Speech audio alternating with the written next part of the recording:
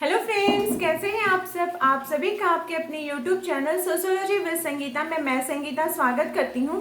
और इस चैनल के माध्यम से हम लोग सोशियोलॉजी की कम्पिटिटिव एग्जाम की प्रिपरेशन करते हैं, चाहे वो आपका UGC net, UP PGT, Jharkhand latest supervisor का सिलेबस हो। अभी जो हमारे क्लासेस चल रहे हैं उसके अंतर्गत हम लोग झारखंड लेटेस्ट सुपरवाइजर के क्लास को कर रहे हैं, और जिसके अंतर्गत आज की जो हमारी क्लास है वो है टालकट पार्सन्स जी की क्लास। और ये क्लास आपको यूपी पीजीटी के लिए भी हेल्पफुल रहेगी, साथ ही साथ आपके यूजीसी नेट के लिए भी बहुत ही ज़्यादा हेल्पफुल रहेगी। इसलिए क्लास को पूरा लास्ट तक देखिए, और मैं इनकी थ्योरी को बहुत ही ईजी वे तक आप लोग के पास लेकर आई हूँ, ताकि आप लोग को एग्जाम में अगर इनसे रिलेटेड क्वेश्चन आए तो पहचान करने में कोई दिक्कत ना हो। इसलिए आप सभी से रिक्वेस्ट है कि क्लास अगर आपको हेल्पफुल लगे तो इसे दोस्तों के भी जरूर शेयर कीजिए, और वीडियो अच्छी लगे तो इसे लाइक कीजिए, और मेरे चैनल पर नए हो तो प्लीज़ सब्सक्राइब करना ना भूलिए। तो चलिए हमारे क्लास को हम लोग स्टार्ट करते हैं। आज का जो हमारा टॉपिक है वो है टालकट पार्सन्स जी। टालकट पार्सन जिन्हें संरचनात्मक प्रकार्यवादी बोला जाता है। संरचनात्मक प्रकार्यवाद क्या है इसे भी हम लोग डिटेल्स में जानेंगे। तो इनकी थ्योरी, इनकी बुक्स को जानने से पहले हम लोग इनकी डेट और जन्म की तिथि ये सब हम लोग देख लेते हैं। तो इनका जन्म हुआ था 13 दिसंबर 1902 को इनका जन्म हुआ था। और कहाँ पे हुआ था?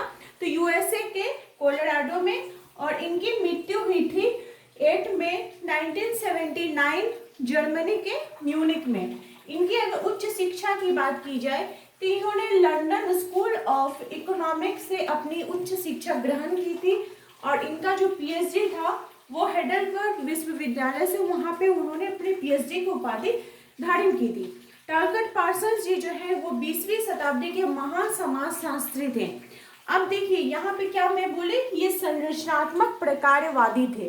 तो यहाँ पे आप क्वेश्चन इरेज कर सकते हैं कि संरचनात्मक प्रकार्यवाद आखिर होता क्या है। तो पहले हम लोग समझते हैं प्रकार्यवाद का क्या अर्थ होता है। प्रकारवाद उस प्रकारवादी जो सिद्धांतकार है वे वैसे सिद्धांतकार को बोला जाता है जो कि समाज के अंतर्गत जितनी भी वस्तुएं हैं जो भी हमारे लिए हेल्पफुल है वो किसके अंतर्गत आ जाएंगे, तो प्रकारवाद के अंतर्गत आ जाएंगे। और टालकट पार्सन किसके बारे में बात करते हैं, तो संरचनात्मक प्रकारवाद की बात करते हैं। इनका मानना था कि जैसे देखिए हम लोग कहाँ पे रह रहे हैं, हम लोग सोसाइटी में रहते हैं, समाज में रहते हैं। तो ये जो समाज है और हम मतलब व्यक्ति एक दूसरे के क्या है, पूरक है। तो ये समाज तो अकेले गठन नहीं होता है, सिर्फ व्यक्ति से ही तो गठन नहीं होता है। किसी भी सोसाइटी की स्थापना करने के लिए, उसकी गठन करने के लिए बहुत सारे उसके संरचनाएं होते हैं, बहुत सारा रूप होता है। जैसे देखिए ये पेन, तो पेन तो सिर्फ ये प्लास्टिक का नहीं होगा, इसमें इंक है, इसमें ढक्कन है, इसके लिए उसके बाद रिफिल रहता है। तो हर चीज़ से देके बनता है। उसी प्रकार से समाज भी क्या होता है, इसके अंतर्गत मैरिज, आपको रिलीजियन, आपको जितने प्रकार के एडुकेशन हो गए, आपके समिति संस्थाएं सबसे मिलकर सोसाइटी की निर्माण की जाती है। तो वो जो संरचना है, ठीक है, उसका अध्ययन कौन करते हैं, टालकट पार्सन करते हैं, संरचनात्मक प्रकारवाद का। तो आप ये चीज को समझ में आप लोग को आ गया होगा। अब इनकी थ्योरी को जानने से पहले हम लोग इनके बुक्स को देख लेते हैं। तो इन्होंने the structure of social action 1937 में लिखा था, द सोशल सिस्टम 1951 में, towards a general theory of action of family socialisation and interaction process. ये जो स्ट्रक्चर ऑफ सोशल एक्शन मतलब सामाजिक क्रिया के सिद्धांतों, उसके प्रक्रियाओं के बारे में वे बात करते हैं। सोशल सिस्टम में वे सामाजिक व्यवस्था के भागों के संदर्भ में बात करते हैं। Towards a general theory of action, क्रिया के जो विभिन्न सिद्धांत है उसके साधारण सिद्धांत है, इसके संदर्भ में वे बात करते हैं। किसके साथ, तो सेल्स महोदय इनके सहयोगी थे। Family socialisation and interaction process, इसमें जो परिवार सामाजिकरण में किस प्रकार का जो सामंजस्य होता है, तालमेल होता है, उसके संदर्भ में उन्होंने अपनी इस पुस्तक में बात की थी। अब हम लोग क्या करते हैं, एक एक करके इनकी थ्योरी को देखते हैं, और आप लोग इसको नोट डाउन करते चलिए और समझने का भी कोशिश कीजिए। तो इनका जो सबसे पहला सिद्धांत है, इनकी जो सबसे पहले थ्योरी है वो है क्या है, सामाजिक क्रिया का सिद्धांत। कौन सी थ्योरी है, सामाजिक क्रिया का सिद्धांत। तो उनका जो ये सिद्धांत था टालकट पार्सन्स जी का, ये मैक्स वेबर से प्रभावित होकर उन्होंने अपने सिद्धांत को दिया था। और समाजशास्त्र के संदर्भ में टालकट पार्सन्स जी बोलते हैं कि समाजशास्त्र क्या है, तो समाजशास्त्र सामाजिक क्रियाओं का अध्ययन करने वाला विषय बताया गया। क्योंकि समाजशास्त्र के अंतर्गत हम लोग क्या अध्ययन करते हैं, हम लोग अध्ययन करते हैं कि सोसाइटी के अंतर्गत क्या चीजें हो रही हैं। हम लोग ये नहीं अध्ययन करते हैं कि क्या होना चाहिए, किस प्रकार, हम लोग अपना आइडिया अपना ज्ञान कुछ भी नहीं देते, हम लोग सिर्फ अध्ययन करते हैं क्या है का, कि सोसाइटी के अंदर क्या हो रहा है उसका अध्ययन किया जाता है। ठीक है, तो इसके बारे में कौन बात करते हैं, टालकट पार्सन्स जी कहते हैं। और बात करते हुए बताते हैं कि जैसे देखिए कोई व्यक्ति है, वो सोसाइटी में रह रहा है, समाज में रह रहा है, तो उसके अंतर्गत वो क्रिया कर रहा है, कोई भी क्रिया कर रहा है। जैसे मान लीजिए मैं यूट्यूब में क्लास दे रही हूँ, आप यहाँ पे यूट्यूब में मेरा क्लास देखने के लिए आए हैं, तो आपका जरूर कोई एक लक्ष्य होगा, मेरा भी एक लक्ष्य है। तो उस लक्ष्य की पूर्ति के लिए हम दोनों जो क्रियाकलाप कर रहे हैं, तो उसके लिए हमें जो प्रेरणा मिलती है, तो वही क्या है, सामाजिक क्रिया है। क्या बताएं कि व्यक्ति प्रेरणा से प्रेरित होकर क्रियाकलापों को करता है, किसके अंतर्गत, तो अपने सामाजिक क्रिया के सिद्धांत के अंतर्गत। आई होप आप लोगों को ये चीज समझ में आ गई होगी। तो इसके लिए जो टालकट पार्सन्स जी हैं, वो दो प्रकार के मानव व्यवहारों का बात करते हैं।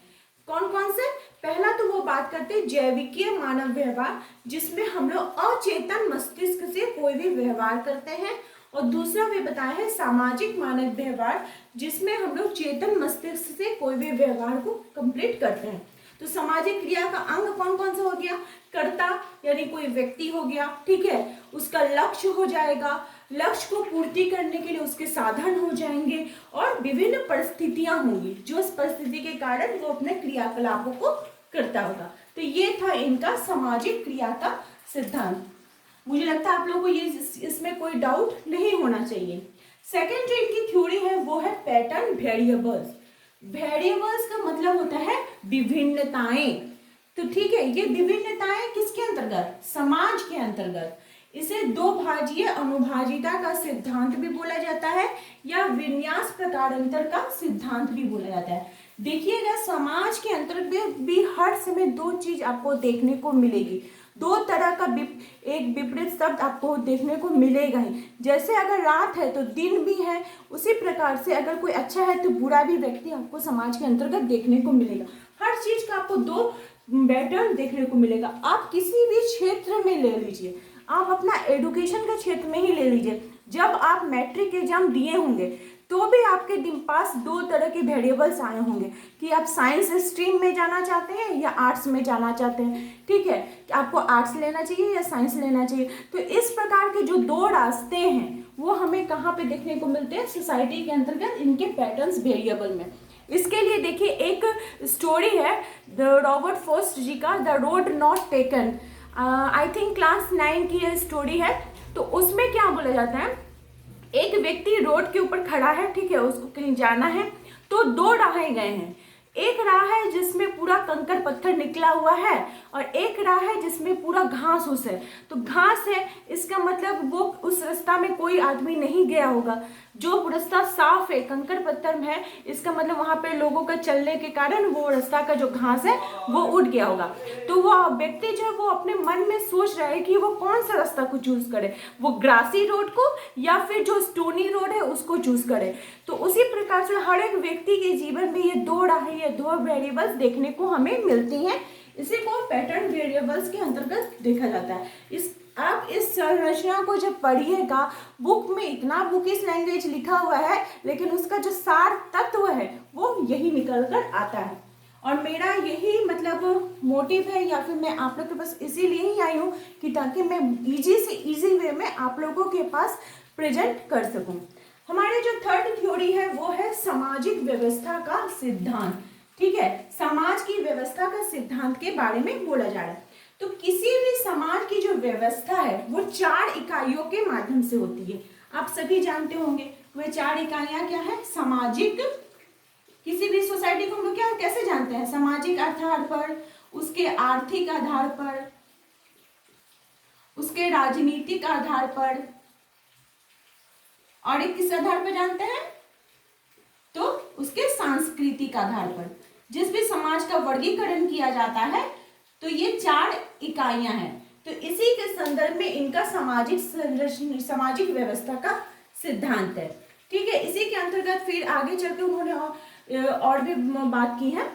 फिर फोर्थ जो इनकी थ्योरी है वो है सामाजिक संरचना का गतिशील संतुलन। मतलब समाज का संरचना का तो उन्होंने अध्ययन किया, लेकिन किस आधार पर, गतिशील के आधार पर और संतुलन के आधार पर। इनके अनुसार जो समाज का जो संरचना है, तो समाज का जो मेन फैक्ट है, जो तथ्य है, वो क्या है कि समाज के अंतर्गत जो भी व्यक्ति जो काम करता है उसका कोई ना कोई लक्ष्य होता है। हर एक समाज में आपको संस्थान इत्यादि आदि देखने को मिलेंगे। ठीक है, प्रतिमान देखने को मिलेंगे, कोई रीति रिवाज इस प्रकार की कोई चीजें आपको देखने को मिलेंगी, कोई भूमिका देखने को मिलेगी। तो इसका संरचना में गतिशील होना चाहिए और उसमें संतुलन होना चाहिए। जैसे देखिए, मैं यहाँ पर YouTube में आपको क्लास देने के लिए आई हूँ। मैं अगर 2 मिनट बोलकर चुपचाप ऐसे खड़ी रह जाऊं तो क्या आप मुझे देखिएगा? कितना देर देखिएगा? उसी प्रकार से समाज के अंतर्गत अगर गतिशीलता नहीं हो तो वो समाज क्या टिक सकेगा? नहीं टिक सकेगा। तो इसी के संदर्भ में वे बात करते हैं अपना सामाजिक संरचना का गतिशील संतुलन के अंतर्गत। ठीक है, ये चारों थ्योरी आप लोग को समझ में आ गई। अब हम लोग देखते हैं इनका बहुत इंपॉर्टेंट थ्योरी जिसके लिए टालकट पार्सन फेमस है। ठीक है, बहुत ही important, very very important theory. इसमें वे किसके संदर्भ में बात किए हैं, तो एजिल मॉडल के संदर्भ में बात किए हैं। ए से क्या हो जाएगा, एडॉप्शन। ठीक है, इसको आप लोग नोट करते चलिए। जी से हो जाएगा गोल, आई से हो जाएगा इंटीग्रेशन,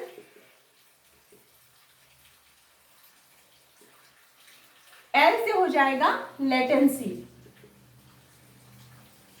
ठीक है, इसका जो रूप है वो हो जाएगा एजिल मॉडल। एजिल मॉडल जैसे ही आएगा आंख बंद करके टालकट पर्सन को टिक कर दीजिएगा। एडॉप्शन मतलब अनुकूलन।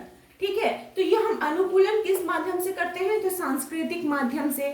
गोल, हमारा जो गोल है उसका परिप्रेक्ष्य क्या हो जाएगा, तो उसको अर्जित करने के लिए जो हमारे आर्थिक कारण मददगार होते हैं वे। इंटीग्रेशन मतलब होता है एकीकरण, तो एकीकरण किस आधार पर होगा, तो राजनीतिक आधार पर। और लेटेंसी अर्थात तनाव मुक्त व्यवस्था के संदर्भ में बात करते हैं कौन, टालकट पार्सन जी। ये है प्रकारात्मक पूर्व आवश्यकता है किसी भी सोसाइटी के लिए, जो कि सोशल सिस्टम को बनाए रखता है। ये इसी मॉडल के आधार पर सोशल सिस्टम बनी रहती है। 6 इनका जो थ्योरी है वो है मूल्य मैत्रिक्य। किसी भी व्यक्ति को अपने सेंट्रल थॉट से, मतलब हम कुछ भी सोसाइटी के अंतर्गत कर रहे हैं तो जो हमारा मूल, हमारा जो नैतिक नियम है, नैतिक हमारा आधार है, हमारे जो वैल्यू है, उससे हम लोग को पीछे नहीं हटना चाहिए। वैल्यू के आधार पर ही हमारे कार्य करने चाहिए। ऐसा तो नहीं ना है कि आपके परिवार में आप अपने बड़ों का आदर करते हैं तो 2 महीने के बाद आप अपने बड़ों का आदर नहीं कीजिएगा। कोई बाहर से अगर कोई बड़े आते हैं तो उसका पैर छू के प्रणाम नहीं कीजिएगा। ये मूल्य तो हमारा चेंज नहीं होता है ना, ये तो हमारे सेंट्रल थॉट्स में। उसी को ये बताते हैं कि किसी भी व्यक्ति को अपने सेंट्रल थॉट्स और वैल्यू से पीछे नहीं हटना चाहिए। तो ये इनका कौन सा सिद्धांत के अंतर्गत है, मूल्य मैत्रिक्य सिद्धांत के अंतर्गत है। तो आई होप आप लोग को टालकट पार्सन जी की ये 6 थ्योरी अच्छे प्रकार से समझ में आ गई होगी। इसी प्रकार से आप लोग मेरे चैनल के साथ बने रहिए। आप सभी का थैंक यू।